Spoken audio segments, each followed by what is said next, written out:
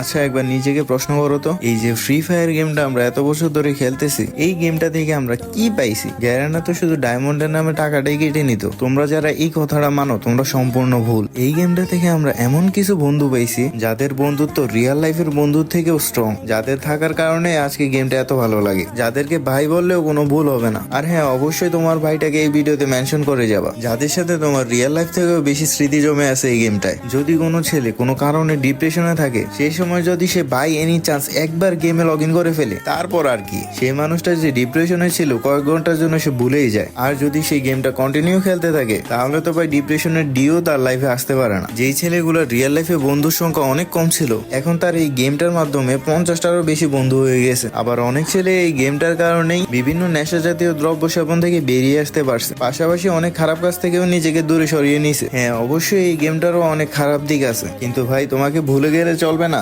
আমাদের এই দুনিয়ার সবকিছুরই যদি ভালো দিক থাকে, তাহলে অবশ্যই খারাপ দিকও থাকেই। সুতরাং এই গেমের খারাপ দিকগুলো আলাদা করে হাইলাইট করার কিছুই নেই। আর হ্যাঁ, এই গেমটা আমাদের